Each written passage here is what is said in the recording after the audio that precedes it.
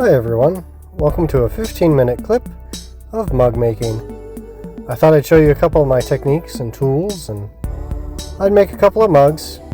These are just the mug bodies. I'll do another video of the handle pulling another time. Here you can see me centering the clay with one of my shoves. It's a nice tool for me because it helps keep my fingers from extending back too far. That right hand can often become quite painful if I'm doing it the traditional method. As you see here, I'm just finishing it up. The shove really gives me a little extra strength, a way to keep my wrists straight and keep my fingers from being pushed back too far. So I enjoy it.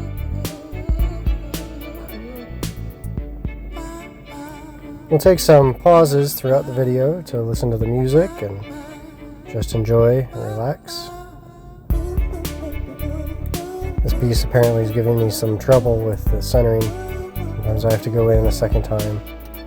Often that's due to an air bubble or a dense piece inside the piece of clay. I usually wipe the slip off of the shove so that I can use it with my hands instead of trying to waste it.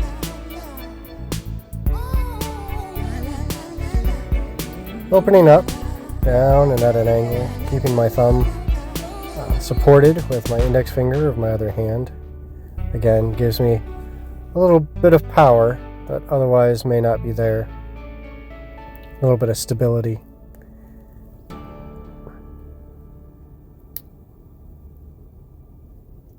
Pulling the first wall backwards, kind of with the wrong hand, so to speak, helps me recenter the clay from anything that I've knocked off during the opening.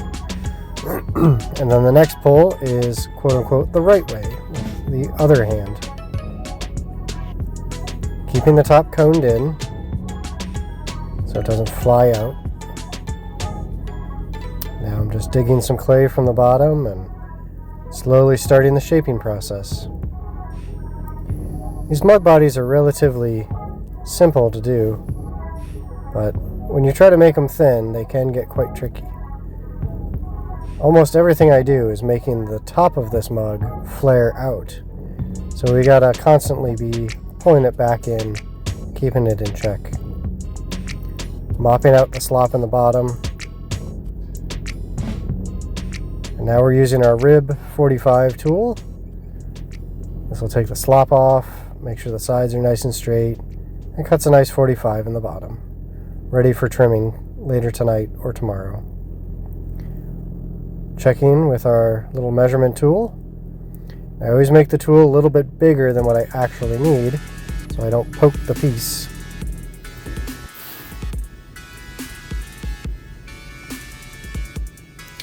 Taking it up from the bottom, trying to support as much as possible. You could add a little water to the plate as you wire off. We're going to try another perspective here. Again with a shove. Helps keep my wrists straight and relieve some of the pressure on my fingers. Finishing off the centering with just my hands. And now opening, again supporting the back of the thumb. That little bit of extra support from the other finger really does help relieve some of the stress off of the last joint of my thumb. You can see I kind of knocked it a little off center during the opening, and that's okay, because here in a minute I'm going to correct that during my first pull.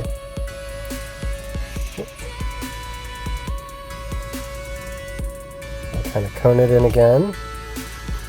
And you see I'm hanging my fingers over the top. It gives me an opportunity to kind of correct some of that off center that happened from opening. And there's still a little bit. You can trim off the top.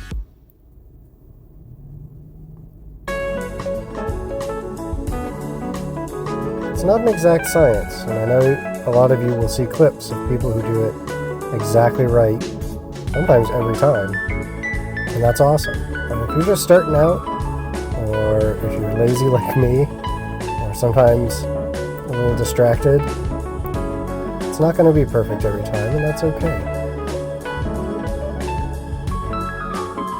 It's a little hard to see the shape of this one being from a top-down angle.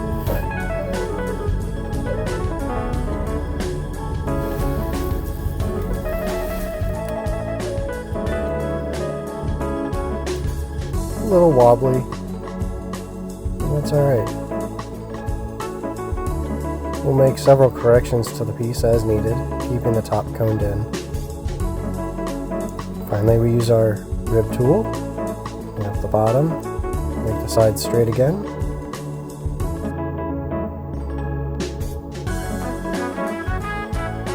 And you can see I'm a bit shaky today. It's okay, we just take our time. Slowing down helps even out the shapes. Again, with our measuring tool, just fix the rim a little. And finally with our cutoff wire. Nice and tight, taut at the bottom. And pull it up.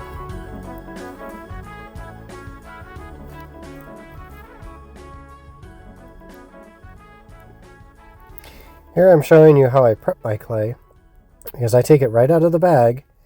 I kind of make a meatball out of it, but very specifically, I'm actually squeezing to make a nice little hump on one side while making it as dense as possible and even. Sometimes I'll rip this in half and do it a couple of times, hand wedging the clay. Here we are with the shove. This perspective is over my shoulder, so this is kind of what I see when I'm doing it. You can see I've got my elbow tucked in, my wrist is straight, allowing me to put power right through that clay shove into the piece.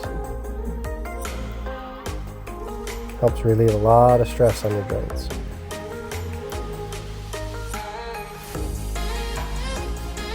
Pressing down on the back of my thumb to open up. And I do tend to open a little wide. If you can open more vertically and keep it centered, all the better. Because my next step is to cone it back in. If you do that a little aggressively, if you cone that back in too aggressively, you might create a little seam, a little warp. Take your time. This one has a bit of a wobble at the top too, but that's okay. We can always correct that.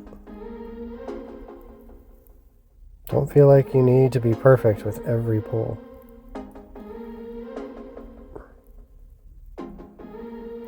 I think that's some of the beauty about handmade pottery. Each piece is unique, and unique because of the process. You never really put your hand in the same place twice. It doesn't dry the same. Maybe there's something funky in the clay. You can get close, but they're rarely, if ever, exact copies.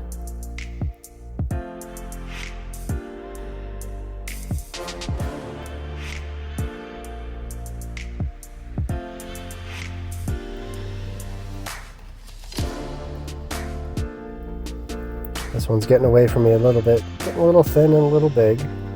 We're going to try to bring them back together. Mopping out the inside, all that glue out.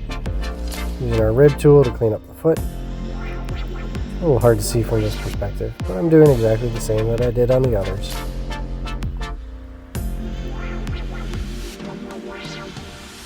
Sometimes when you rib the side of the piece, it will want to fly open as well, so do it gently and don't feel like you have to leave it at that. You can correct it even after you've cleaned up the bottom. Take my wire off tool. Finally, another perspective. You can see most of me in this one. You can see me hand wedging the clay, just prepping it. There I am. I'm smacking it down and squeezing with that bottom hand to make it dense and as airless as possible. Making a nice hump, because that's the hump that we're going to want to throw onto the wheel.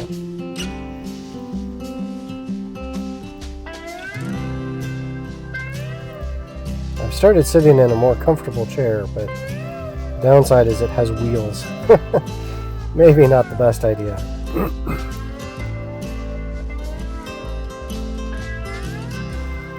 This not being my first piece, I'm starting to get a little tired. You can see I'm struggling a little bit just to keep my composure. And that happens.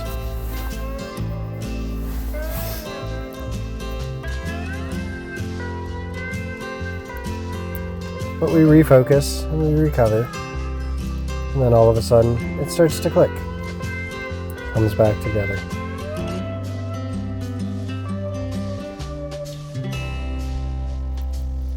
Always keeping this piece nice and wet, so it slips through the fingers.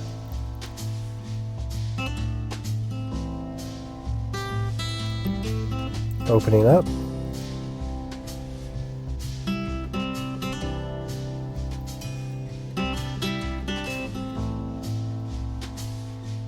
And the first wall reversed on the wrong side of the pot.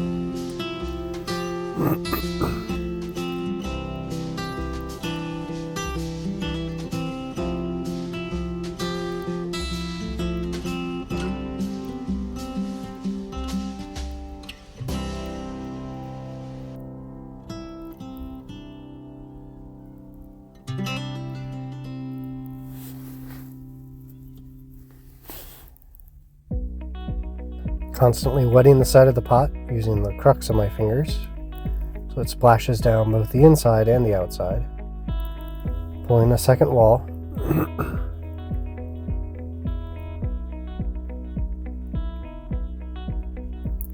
Coning in, keeping it in line. And you can see this one has quite a bit of warp and wobble to it. Usually I will trim off that top bit when it gets this out of center.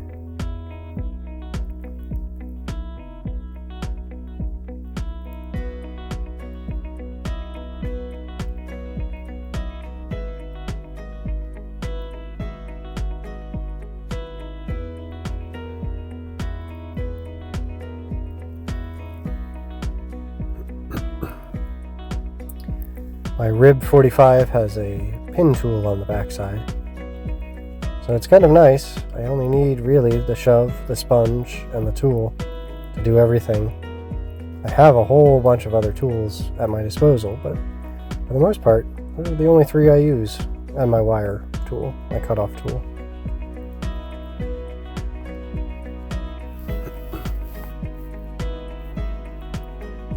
You can see my little Funko Pop Bob Ross in the background watching me, silently judging me, saying happy little mistakes. Other side of the tool, the 45, cleaning up the bottom, straightening up the sides.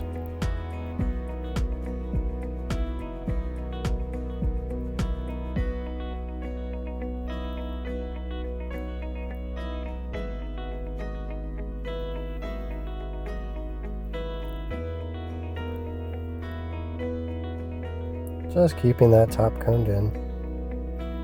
Gotta make sure your hands are wet and the piece is wet.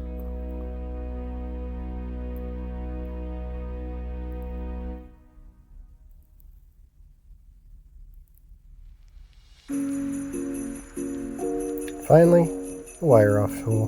Nice and tight, nice and taut.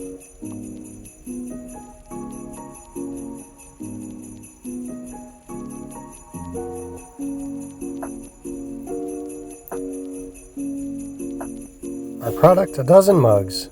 Thanks for joining us.